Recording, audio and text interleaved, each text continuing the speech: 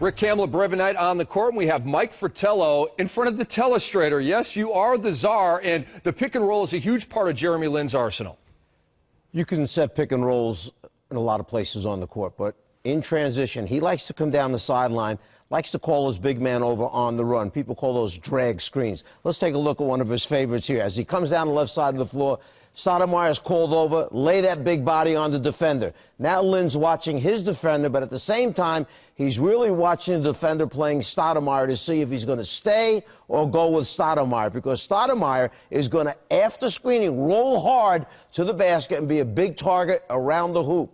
Lin, hesitation, sees the lane, drives it hard, and then makes the dump-off pass to his big man. So, Brevin, let's take it from the telestrator to the court. There we go. We'll unbutton this jacket a little bit here. You'll be Stoudemire. Lin, first thing he does a good job is sets up his screen very well. Gets low on the court, calls over the screen. The next thing he does a good job of, when he gets there, the hesitation puts the defender of the big in a precarious situation. He doesn't know, do I stay, do I get back? He also keeps his defender on his back. Now, as he turns the lane, sees the defender, drops it off, and the dunk by Cameron will come next time. We'll do the dunk later. Sorry, right I ruined your assist right there. And I told you my kids eat on assist.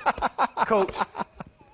Well, let's talk about another area on the floor where he loves to play pick and roll from, and it presents more problems for the defense. That's the middle of the floor, high pick and roll. Once again, coming down the floor, sizing up his defender. He needs his big man to come over and set the screen, but stop short this time. Now it's Lin's job to run that defensive player into the screen. By running him into the screen, he forces the defender on the big man to make a decision. Do I stop ball from getting in the lane or stay with my big man? He turns the corner. At that moment, he sees the lane, the alley to the front of the rim.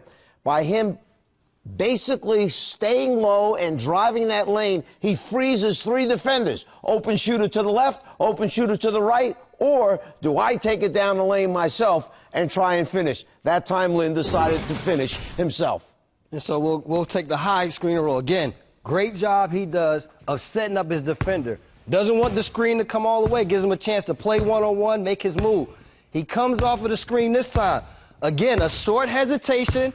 He sees the lane. He gets here, and in my athletic days, I was able to finish. Today, we'll just do a fake finish. But that, he does such a good job. And going forward, as long as he can continue to keep his turnovers low, make good decisions when he gets in the paint, he'll be a definite positive for this young Rockets team. You know, Rick, I think you always need somebody to look up to and say, oh, that's how we used to do it. And you try to learn from those people. I want to show one more clip. Maybe we can all learn a little bit something from one of the best pick-and-roll players. Wait a minute. Is that you, Brevin Knight, dropping it off to Sean Kemp just a few years ago in that Cavaliers uniform, occupying three defenders just like Jeremy Lin did? And dude, look at that finish. He understood why my kids ate.